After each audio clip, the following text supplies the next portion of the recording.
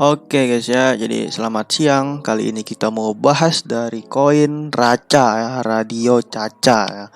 Di sini ini cukup banyak gitu di request dari koin Raca ini oleh teman-teman ya. Walaupun token Raca ini listing itu nggak ada di Indodax maupun di Binance ya. Dia tuh ada di Hotbit, ada di Get.io, ada di PancakeSwap ya. Nah, tetapi walaupun dia nih listingnya di exchange yang kurang terkenal di sini, tetapi di sini peminatnya cukup banyak dan ternyata emang cukup banyak gitu ya yang ngebeli atau ngehold dari Raca ini. Dan juga kita akan bahas nih token BSC yaitu token Bake dan Cake ya. Oh ya, di sini pembahasan kita hanya dalam ranah technical analysis guys ya. Artinya di sini kita nggak akan bahas fundamental terlalu dalam ya, karena dari teman-teman YouTuber yang lain juga banyak gitu ya yang ngebahas dari fundamental Raca ini yang pembahasannya lebih baik dari gua gitu ya. Jadi kita akan ngelihat aja nih ya pergerakan teknikal dari Raca. Oke, jadi buat teman-teman yang belum tahu, jadi koin Raca ini adalah koin mamanya Elon Musk. Ya, ini beneran ya, ini koin mamanya Elon Musk yang mana bercita-cita gitu untuk membuat game NFT juga. Game NFT itu ada namanya game Metamon dan USM itu tuh ada nantinya juga ada NFT marketplace di Raca ini. Jadi Raca ini digadang-gadang akan menjadi the next NFT marketplace menyaingi OpenSea dan menyaingi game Axie Infinity ya. Nah, itu sedikit outlook fundamental singkat dari kita untuk Raca guys ya. Nah, terus kita masuk aja nih nah ke chart technical dari Raca. Kalian bisa masuk ke dextools.io untuk melihat chartnya di sini. Sebenarnya nggak terlalu banyak pattern yang terbentuk di Raca ini karena dia itu adalah koin baru ya. Dia tuh baru listing aja tanggal 20 Agustus 2021, jadi itu baru sekitar 2 bulanan ya. Dan dia tuh cuma membentuk ascending triangle di sini ya dari bulan Agustus sampai akses September kemarin, dan setelah itu breakout langsung naik sebesar 640% ya. 640% itu dari tanggal 30 September sampai 11 Oktober kemarin. Nah, sebelum kemudian kebanting lagi, digunting lagi ke sebesar minus 39%. Wadaw, udah mau 40% ya. Ini cukup dalam sih menurut gua guntingannya. Nah, dan sekarang itu untuk level koreksinya ada di 618, ini sempat kebanting ke 618 ya di tanggal 15 Oktober, kemudian langsung rebound lagi ke level 0,5 ya, Fibonacci 0,5. Jadi ini adalah area support dari Raca ya yang udah kesentuh ya. Nah, jadi kalau dia bisa 0,5 di sini, maka kita bisa expect dia bakal lanjut lagi naik ke Fibo 0,382 bahkan 0,236 ya. Nah, jadi salah satu keunggulan Raca ini adalah memang harganya sekarang masih murah dan menawarkan project jangka panjang yang sangat menjanjikan. Kalau kita melihat time frame lagi. Kalau kita melihat timeline projectnya di websitenya, mereka berencana akan membangun game Metamon sampai 15 tahun, dan itu udah lengkap sekali ya. Sampai beberapa tahun ke depan ya kalau teman-teman lihat dan udah pernah tahu gitu. Nah, jadi ini tuh termasuk early phase ya, fase awal banget gitu buat kalian yang mau masuk dari Radio Caca. Karena kalau kita lihat di rupiah harganya itu masih berapa ya tadi, 26 rupiah kalau nggak salah ya, 25 rupiah ya. Nah, jadi sebenarnya bisa aja sih masuk ke Radio Caca sekarang ya, tapi teman-teman harus mengingat konsekuensinya di sini. Mungkin dia nggak akan bertumbuh dengan cepat dalam waktu 1-2 bulan ke depan, tapi kalau teman-teman bener-bener nge-hold sampai beberapa tahun ke depan lah, intinya lebih dari 1 tahun lah, mungkin kita baru bisa mendapatkan manfaatnya dari nge-hold koin Raca ini ya. Nah, kalau dari analisis teknikal sendiri sekarang di elite wave-nya lagi ada di wave 2 ya. Kalau di time frame daily, kalau di time frame 1 jam, di time frame kecil itu udah terbentuk banyak sekali wave-nya. Nah, di sini. Itu kalau pakai impulsive wave itu baru di wave 2 dan sedang menunggu adanya wave 3 lagi ya. Wave 3 ini harusnya lebih tinggi daripada wave 1 ya. Yang mana dalam teorinya di sini wave 3 itu adalah wave terpanjang ya. Wave terpanjang dari semua wave ya. Nah, jadi kita tunggu aja kapan gitu ya kedatangan wave 3 ini. Kalau memang dia benar-benar nahan 618 dan 0,5, maka di sini kita bisa asumsi juga bahwa wave ketiga ini bisa menembus dari ATH-nya yang ada di 40 rupiah sih kalau nggak salah ya, kalau gua nggak salah lihat. Seperti yang teman-teman lihat, dari CoinCake sendiri sedang membentuk yang namanya descending triangle ya. Jadi descending triangle itu ada wedge yang berbentuk segitiga ya, dan kemudian wedge yang bagian bawah ini berbentuk datar gitu, flat bottom gitu ya. Nah, Dan sekarang sebenarnya dari cake ini udah breakout ya dari descending triangle-nya ini itu pada tanggal 18 Oktober kemarin ya. Itu pas dia retest ya. Dan sekarang udah rebound lagi ya.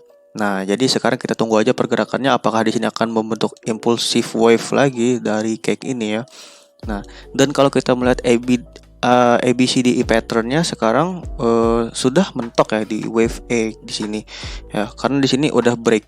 Jadi dia wave D-nya ini nggak perlu nembus support lagi ya, udah benar-benar ketahan di level $17 di sini.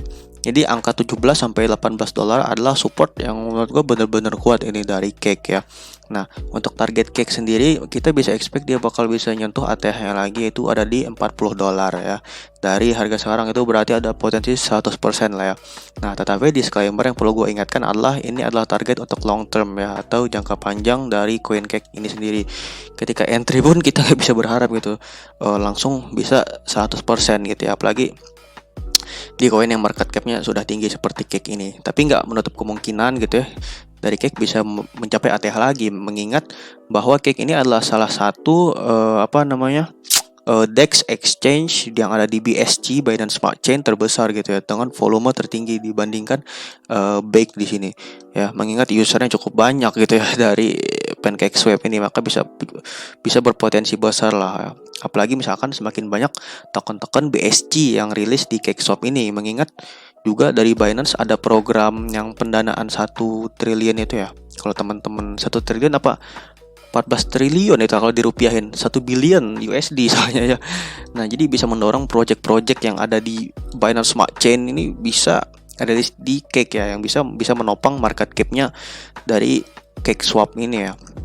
Nah, untuk potensi risikonya sendiri masih ada potensi sih sebenarnya buat jebol dari support $17 ini, yaitu ke support lainnya, yaitu yang dia ada level 9 sampai $16 di sini. Ada potensi minus 34% ya.